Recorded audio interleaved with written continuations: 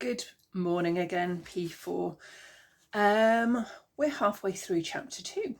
So he was trying to find his way among the giant nettles. Let's see what happens next. Suddenly, there was Stig, coming to meet him straight through a nettle patch as if stings meant nothing to him. Barney stopped. What now? Shake hands? Rub noses? No, perhaps not. He remembered the apples he had stowed inside his shirt, took one out and held it towards Stig on the palm of his hand as if he was trying to make friends with a horse. I hope you liked the carrot, Stig, said Barney. Have an apple. Stig took the apple quite politely between finger and thumb, not between his teeth as Barney somehow expected him to, and sniffed it. Barney took out another apple for himself and bit into it. Good, he said. Delicious. Stig took a bite, seemed to like it, smiled, and they both started walking towards the den, munching their apples.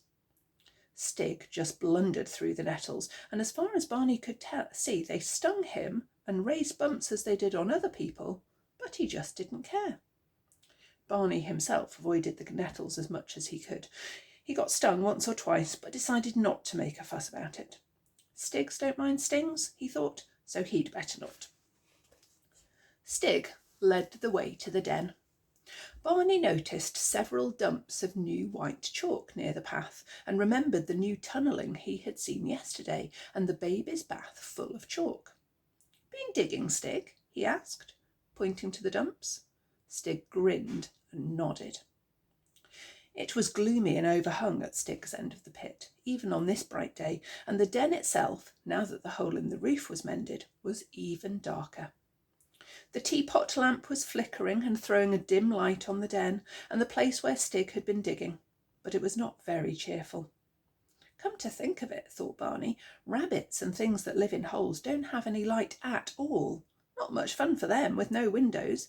Couldn't he find some windows for Stig? What made it worse was that Stig had started a small fire in the den part. He must have just done it because Barney had not noticed any smoke when he was sitting on the tree trunk.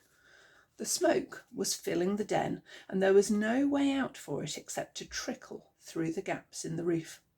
It made Barney's eyes water, but he supposed it was one of the things you just had to put up with, like nettles.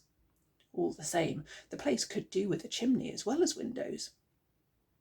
He began to get used to the darkness, and he could see that the tunnel at the back of the cave went further back into the chalk than he had noticed. The digging tools were lying about, the bedstead leg, a broken cast-iron shoe scraper, and an iron bar like the one he'd seen his father use on the jack to lift the car up. Stig was reaching up to offer Barney another turnip, but Barney didn't feel like turnips so soon after breakfast. Can I help you dig, Stig? He asked. I expect you're busy anyhow. He went to the end of the tunnel and picked up the bit of bedstead and began to attack the wall of chalk. It was not as easy as he had expected. The chalk in the inside of the hill here was firm, not crumbly as it was on the outside where the rain got at it. Barney's bashes with the awkward piece of metal only broke off smallish chips of chalk, and he was soon puffed. Stig, who had been standing watching him, took the digger from his hands and showed him how to dig out a hollow at the bottom of the chalk wall, then knock down large chunks which came away easily because they were not held up underneath. There was soon a pile of loose chalk, and Barney picked it up with his hands and put it in the small tin bath. When it was full, it was about as much as he could do to drag it along the floor of the cave towards the entrance. Stig helped him, and between them they lugged the load out of the den and dumped it. But Barney noticed that Stig took care to put it some way from his door. He supposed that piles of new white chalk would let people know that something was going on. Stig let him dig next time, and he soon got the hang of cutting under and letting it tumble down from the top. Now and then they would come to a great flint embedded in the chalk, like a fossil monster with knobs and bulges, and they would have to chip around it, worry it, and loosen it like a tooth until at last it came free, usually bringing a lot of chalk with it.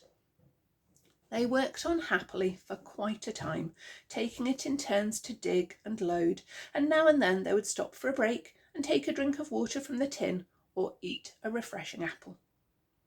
Barney's jeans were white with chalk dust, and his hair and nails were full of it. He suddenly wondered what his grandmother would say. Then he suddenly wondered what time it was. In spite of the apples, his tummy was telling him that it might be lunchtime. "You haven't got a clothes brush, have you, Stig?" he asked. Stig looked blank, and Barney decided that he probably hadn't. His eye fell on Stig's water pipe. Somebody had thrown away a vacuum cleaner, so there must be one of the brush things somewhere. Sure enough, he spied one, fixed as a sort of T-piece on the end of a long thin pole that was helping to hold the roof up. He thought the roof might hold itself up for a bit while he got the worst of the chalk dust off with the vacuum cleaner end, and it did. Stig was watching with a puzzled look, wondering why Barney should be pulling down part of his roof to brush at his clothes with. "You're lucky, Stig," said Barney. "Nobody asks you how you got in such a mess. I've got to go now. Must be nearly lunchtime. Pity I can't ask you to lunch, but really," he thought, "nobody else even believes in him yet." "I'll be back this afternoon," Barney said from the door. "Thanks for letting me help you. Goodbye." Grandmother and Lou were late getting back from the town, so he had time to get the chalk out of his nails and hair and to look fairly respectable for lunch. They were too full of talk about how they had spent their morning to question him much about what he had been doing. Over the stewed apples he was able to say quietly, "Granny, have you got any things you don't want?" "Things I don't want, dear?" Grandmother repeated. "What sorts of things? Chilblains? Grandchildren?"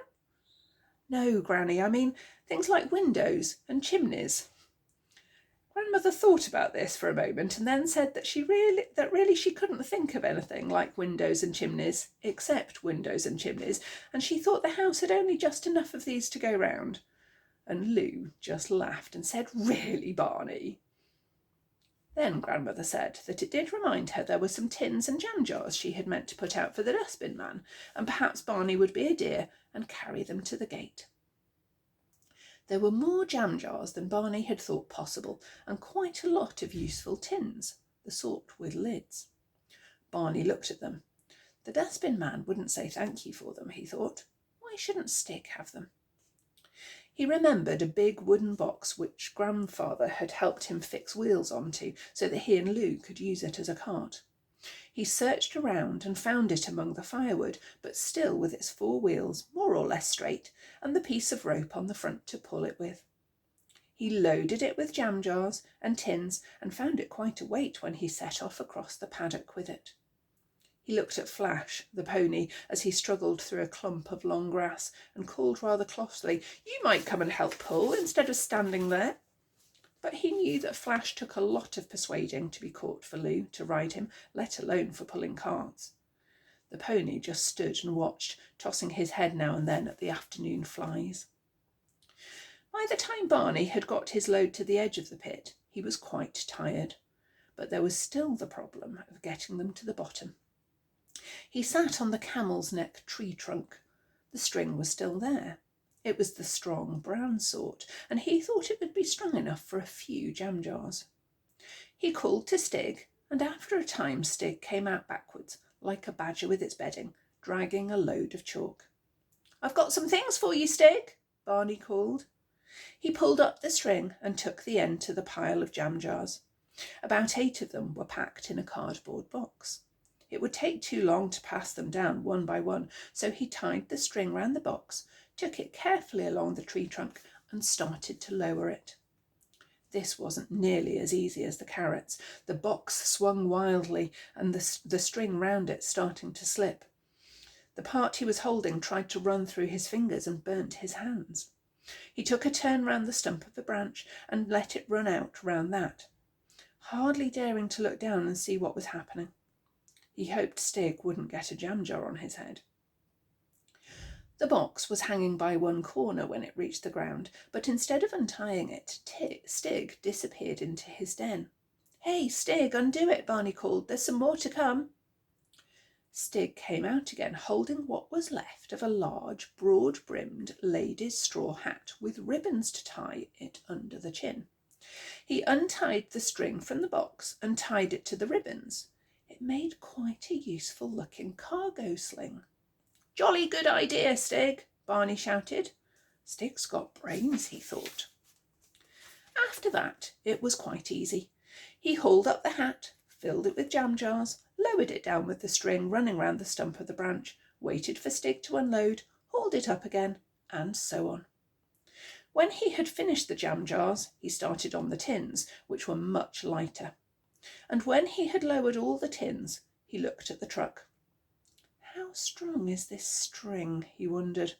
Could he send the truck down the same way?